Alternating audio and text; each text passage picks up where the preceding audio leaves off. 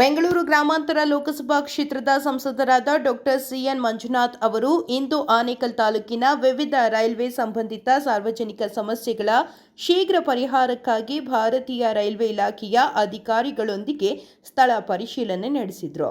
ಇನ್ನು ಈ ಸಂದರ್ಭದಲ್ಲಿ ಸಂಸದರು ಸಂಬಂಧಿತ ರೈಲ್ವೆ ಅಧಿಕಾರಿಗಳೊಂದಿಗೆ ಸ್ಥಳದಲ್ಲೇ ಚರ್ಚಿಸಿ ಸಾರ್ವಜನಿಕರಿಗೆ ಅನುಕೂಲವಾಗುವಂತೆ ಬಾಕಿ ಇರುವ ಕಾಮಗಾರಿಗಳನ್ನು ಆದ್ಯತೆಯ ಮೇರೆಗೆ ಕೈಗೊಂಡು ಶೀಘ್ರವಾಗಿ ಪೂರ್ಣಗೊಳಿಸಬೇಕೆಂದು ಅಧಿಕಾರಿಗಳಿಗೆ ಸೂಚಿಸಿದರು.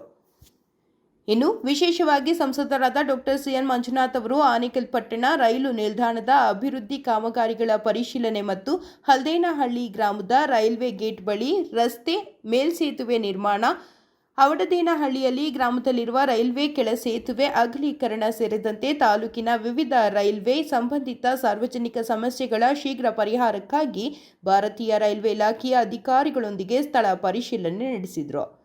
ಇನ್ನು ಸ್ಥಳದಲ್ಲಿ ಕೇಂದ್ರ ಮಾಜಿ ಸಚಿವರಾದ ಎ. ನಾರಾಯಣಸ್ವಾಮಿ, ಬಿಜೆಪಿ ಮುಖಂಡರಾದ ಹೊಲ್ಲಳ್ಳಿ ಶ್ರೀನಿವಾಸ್, ಕೆವಿ ಶಿವಪ್ಪ, ಅಶೋಕ್ ರೆಡ್ಡಿ, ನಯನಹಳ್ಳಿ ಮುನಿರಾಜುಗೌಡ, ನರಸಿಂಹಾರೆಡ್ಡಿ, ಅರವಿಂದ್ ರೆಡ್ಡಿ, ತಿಲಕ್ ಗೌಡ, ಶ್ರೀನಿವಾಸ್ ಪುಣ್ಯಕೋಟಿ, ಜೆ. ನಾರಾಯಣಪ್ಪ, ಸುರೇಶ್, ರಘು, ರವಿ, ಭರತ್, ಮುರಳಿ ಮೋಹನ್ ರೆಡ್ಡಿ, ಕೀರ್ತಿ ಮತ್ತು ಬಿಜೆಪಿ ಮುಖಂಡರು ಹಾಗೂ ಕಾರ್ಯಕರ್ತರು ಭಾಗವಹಿಸಿದ್ರು. ರೈಲ್ವೆ ಸ್ಟೇಷನ್ ಪಕ್ಕದಲ್ಲಿರ್ತಕ್ಕಂಥ ಲೆವೆಲ್ ಕ್ರಾಸಿಂಗ್ 112, ಸೊ ಅಲ್ಲಿ ಒಂದು ರೋಡ್ ಓವರ್ ಬ್ರಿಡ್ಜ್ ಅವಶ್ಯಕತೆ ಇದೆ. ಯಾಕೆಂದರೆ ಅದು ಲೆವೆಲ್ ಕ್ರಾಸಿಂಗ್ ಗೇಟು ಕ್ಲೋಸ್ ಆದಂಥ ಸಂದರ್ಭದಲ್ಲಿ ಎರಡೂ ಕಡೆ 1 ಕಿಲೋಮೀಟರ್ ಅಷ್ಟು ಟ್ರಾಫಿಕ್ ಜಾಮ್ ಆಗ್ತಾಯಿದೆ. ಸೊ ಅದರಿಂದ ಈ ವಿಚಾರವನ್ನು ನಾನು ಸುಮಾರು 4 ತಿಂಗಳಿಂದನೇ ನಮ್ಮ ಕೇಂದ್ರದ ಸಚಿವರಾದಂಥ ಅಶ್ವಿನ್ ವೈಷ್ಣವ್ ಅವರಿಗೆ, ರೈಲ್ವೆ ಸಚಿವರಾದಂಥ ಅಶ್ವಿನ್ ವೈಷ್ಣವ್ ಅವರ ಗಮನಕ್ಕೆ ತಂದಿದ್ದೇನೆ ಮತ್ತು ನಮ್ಮ ರೈಲ್ವೆ ರಾಜ್ಯ ಸಚಿವರಾದಂಥ ಸೋಮಣ್ಣನವರ ಗಮನಕ್ಕೂ ತಂದಿದ್ದೇನೆ. ಇವಾಗ ಲೆವೆಲ್ ಕ್ರಾಸಿಂಗ್ 112 ಏನಿದೆ ಅಲ್ಲಿ ಬಹಳ ಟ್ರಾಫಿಕ್ ಜಾಮ್ ಆಗ್ತಾಯಿದೆ, ಅದು ಟ್ರೈನು ಹೋಗುವಾಗ. ಸೊ ಅದರಿಂದ ಇವಾಗ ಒಂದು ಎಸ್ಟಿಮೇಟ್ ಮಾಡಿದ್ದಾರೆ, 70 ಕೋಟಿ ರೂಪಾಯಿ ವೆಚ್ಚದಲ್ಲಿ ಇದೊಂದು ರೋಡ್ ಓವರ್ ಬ್ರಿಡ್ಜ್ ಮಾಡಬೇಕು ಅನ್ನೋದು ಎಸ್ಟಿಮೇಟ್ ಮಾಡಿದ್ದಾರೆ. ಸೊ ಅದೊಂದು ಆದಷ್ಟು ತ್ವರಿತಗತಿಯಲ್ಲಿ ಅದನ್ನು ಅಪ್ರೂವ್ ಮಾಡಿಸ್ಬೇಕಾಗುತ್ತೆ. ಯಾಕೆಂದರೆ ಇಲ್ಲಿ ಸಾವಿರಾರು ಜನರಿಗೆ ಅನಾನುಕೂಲ ಆಗ್ತಾಯಿದೆ, ವಿದ್ಯಾರ್ಥಿಗಳಿಗೆ, ಮಾಮೂಲಿ ಜನರಿಗೆ ಅಥವಾ ಆಸ್ಪತ್ರೆಗೆ ಹೋಗುವಂಥವ್ರಿಗೆ. ಅದರಿಂದ ಅದೊಂದು ಮತ್ತು ಇವು ಆನೇಕಲ್ ರೈಲ್ವೆ ಸ್ಟೇಷನ್ನಲ್ಲಿ ಈಗ ಇದು ಪ್ಲ್ಯಾಟ್ಫಾರ್ಮ್ ಎಕ್ಸ್ಟೆನ್ಷನ್ ಆಗ್ತಾಯಿದೆ, ಅದರ ಕಾಮಗಾರಿ ಮುಗಿದು ಇನ್ನೊಂದು ವಾರದಲ್ಲಿ ಅದು ಕಂಪ್ಲೀಟ್ ಆಗುತ್ತೆ. ಅದೇ ರೀತಿ ಸಾರ್ವಜನಿಕರಿಂದ ಲೆವೆಲ್ ಕ್ರಾಸಿಂಗ್ 116 ಬಗ್ಗೆನೂ ಬೇಡಿಕೆ ಬಂದಿದೆ, ಅಲ್ಲಿ ಒಂದು ಅಂಡರ್ ಪಾಸು ಅಥವಾ ಓವರ್ ಬ್ರಿಡ್ಜ್ ಮಾಡಬೇಕು ಅಂತ. ನಂತರ 126, 127 ಇದೆಲ್ಲ ಆದರೆ ರೈಲ್ವೆ ಪ್ರಯಾಣಿಕರಿಗೆ ಮತ್ತು ಸುತ್ತಮುತ್ತಲಿನ ಹಳ್ಳಿ ಸಾರ್ವಜನಿಕರಿಗೆ ಬಹಳ ಅನುಕೂಲ ಆಗುತ್ತೆ. ಸೊ ಆದಷ್ಟು ಈ ಲೆವೆಲ್ ಕ್ರಾಸಿಂಗ್ 112 ಏನಿದೆ ಮೇಜರ್ ಅದೇನೆ. ಸೊ ಅದ್ರ ಬಗ್ಗೆ ನಾನು ರೈಲ್ವೆ ಸಚಿವರ ಗಮನಕ್ಕೆ ತರ್ತೇನೆ, ಆದಷ್ಟು ಬೇಗ ಅದನ್ನು ಅಪ್ರೂವ್ ಮಾಡಿಸಿ ಅದರ ಕಾಮಗಾರಿಯನ್ನು ಪ್ರಾರಂಭ ಮಾಡಲಿಕ್ಕೆ. 15 ವರ್ಷಗಳಿಂದ ಇದೇ ರೀತಿ ಅಧಿಕಾರಿಗಳ ಹತ್ರ ಈ ಹಿಂದೆಯೂ ಕೂಡ ಮಾಜಿ ಕೇಂದ್ರ ಸಚಿವ ನಾರಾಯಣಸ್ವಾಮಿ ಅವರು ಕೇಳಿದರು, ಹಾಲಿ ಶಾಸಕರು ಶಿವಣ್ಣವರು ಕೇಳ್ತಾರೆ. ಆದರೆ ಅಧಿಕಾರಿಗಳು ಪ್ರಾರಂಭದಲ್ಲಿ ಸ್ಪಂದಿಸ್ತಾರೆ, ಅದಾದಮೇಲೆ ಇದು ಆಗೇ ಇಲ್ಲ ಇದುವರೆಗೂ ಕೂಡ. ಇಲ್ಲ, ಇದನ್ನ ನಾನು ಶಿವಣ್ಣವರು ಕೂಡ ಈ ಹಿಂದೆ ಹಲವು ಬಾರಿ ಇದನ್ನು ಪತ್ರಕರ್ತ ಸಮೇತ ಆನೇಕಲ್ನವರು ಕೂಡ ಬೇಡಿಕೆ ಇಟ್ಟಾಗಲೂ ಮಾಡ್ತೀವಿ ಅಂತ ಹೇಳ್ತಾರೆ, ಆದರೆ ಮರ್ತೋಗ್ಬಿಡ್ತಾರೆ. ದಿನ ಹೆಚ್ಚು ಕಡಿಮೆ ಒಂದು 20ರಿಂದ 22 ಸಾವಿರ ವಾಹನಗಳಿದೆ ರಸ್ತೆಯಲ್ಲಿ ಓಡಾಡ್ತಾರೆ. ಇದನ್ನು ಸರಿಪಡಿಸಲ್ಲ ಅಂತೇಳಿ ಅಧಿಕಾರಿಗಳು ಏನು ರೀಸನ್ ಏನು ಹೇಳ್ತಾರೆ? ಇಲ್ಲ, ಇವಾಗ ಇದು ಅಂತಿಮ ಹಂತಕ್ಕೆ ಬಂದಿದೆ. ಯಾಕೆಂದರೆ ಈಗ ಪ್ರಾಜೆಕ್ಟ್ ರಿಪೋರ್ಟು ರೆಡಿಯಾಗಿ ಎಸ್ಟಿಮೇಟು ರೆಡಿ ಇದೆ. ಹುಬ್ಳಿನಲ್ಲಿ ಇರ್ತಕ್ಕಂಥ ರೈಲ್ವೆ ಚೀಫ್ ಇಂಜಿನಿಯರ್ ರಂಗನಾಥ್ ಅವ್ರಿಗೂ ಕೂಡ ಈಗ ಜಸ್ಟ್ ಮಾತಾಡಿದ್ದೇನೆ, ಅವರೂ ಕೂಡ ಸ್ಥಳ ವೀಕ್ಷಣೆಗೆ ಬನ್ನಿ ಅಂತ ಹೇಳಿದ್ದೇನೆ. ಇದನ್ನು ನಾನು ಕೊನೆಯ ತನಕ ಫಾಲೋ ಅಪ್ ಮಾಡಿ ಇದು ಮಾಡಿಸೋಣ. ಸರ್, 4ರಿಂದ 8 ಎಕ್ಸ್ಪ್ರೆಸ್ ಟ್ರೈನ್ಗಳು ಪ್ರತಿದಿನ ಇದೇ ರೋಡಲ್ಲಿ ಓಡಾಡುತ್ತೆ, ಆದರೆ ಯಾವುದೊಂದು ಇಲ್ಲಿ ಆನೇಕಲ್ನಲ್ಲಿ ಸ್ಟಾಪ್ ಕೊಡೋದಿಲ್ಲ.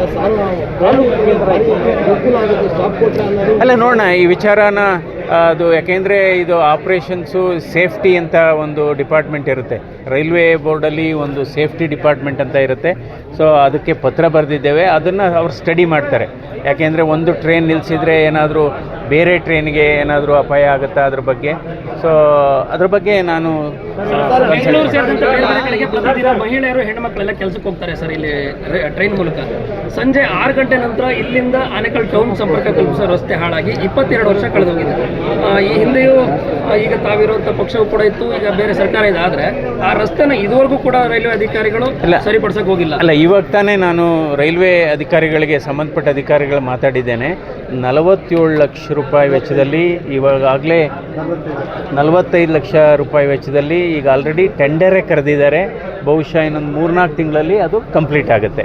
ಅಂದರೆ ರೈಲ್ವೆ ಸ್ಟೇಷನಿಂದ ಆನೇಕಲ್ಲು ಸಿಟಿಗೆ ಹೋಗಲಿಕ್ಕೆ ರೋಡು ಸರಿಯಾಗುತ್ತೆ.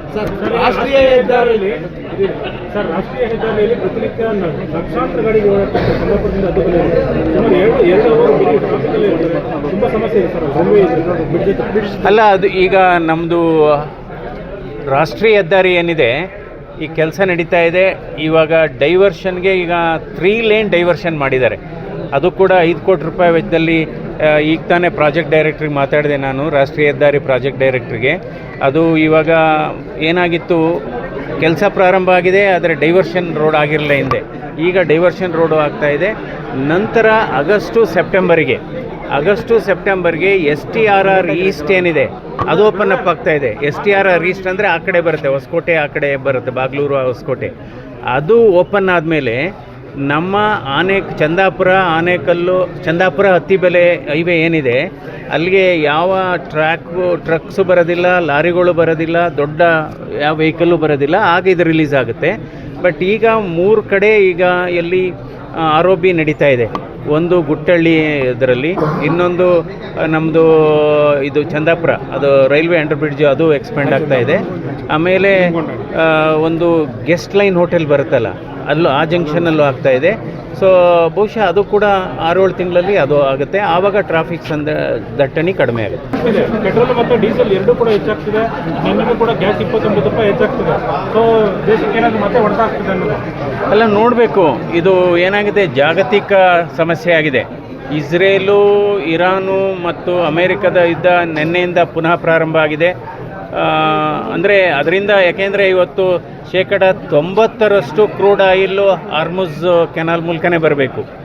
90% ಕಚ್ಚಾ ತೈಲ, 60% ಅನಿಲ ಅಗೇನ್ ಅದೇ ಹಾರ್ಮುಜ್ ಇದರಲ್ಲೇ ಬರಬೇಕಾಗುತ್ತೆ.